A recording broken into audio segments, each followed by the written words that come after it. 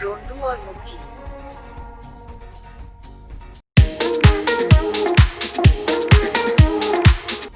बहुत दूर एक जंगल में झील थी। झील में एक मगरमच्छ रहता था। बात बात पर रो पड़ता था। मोटे मोटे आंसू अक्सर उसकी आंखों से टपकते थे। उसका नाम ही पड़ गया था रोंदू। रोंदू के माँ बाप उसके रोने धोने से तंग आ गए थे। वे उससे कहते, अब बस भी करो बेटा। मगरमच्छ हो, मगरमच्छ की तरह रहो, जाओ जाकर शिकार कर लाओ। शिकार के नाम से ही रोंदू फिर फूट फूट कर रोने लगता। अभी तक उसके माता पिता ही शिकार करके उसे खिलाते थे।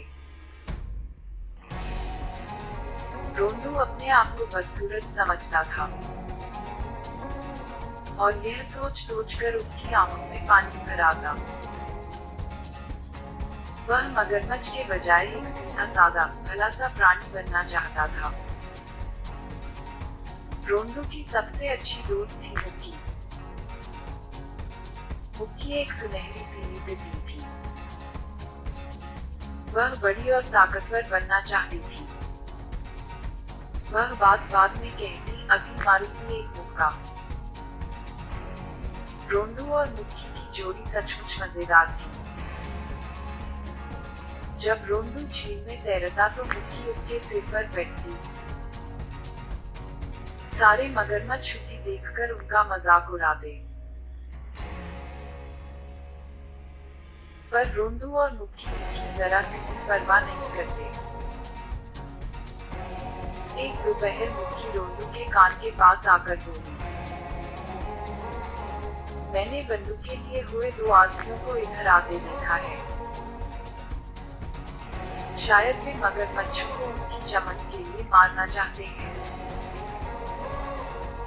रोंदू बोला, क्या उनकी खुद की चमन नहीं है? मुक्की ने उत्तर दिया,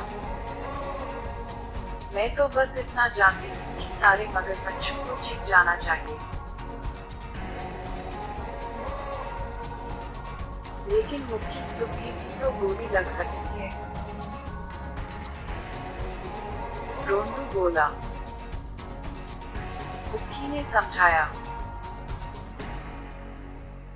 नहीं रोंदू, मेरी दादी ने बताया था कि तितलियों को जाल में फंसाकर पकड़ा जाता है।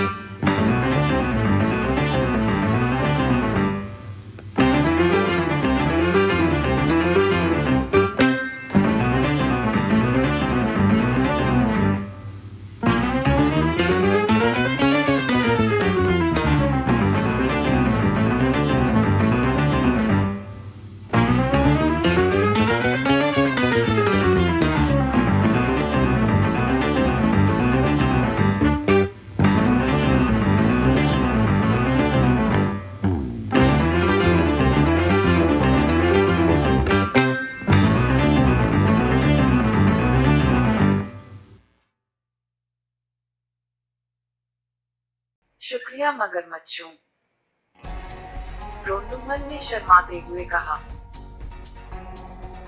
इसमें भला कौन सी बड़ी बात है? आखिर दोस्त किस लिए होते हैं? एक दूसरे का ख्याल रखने के लिए ही ना।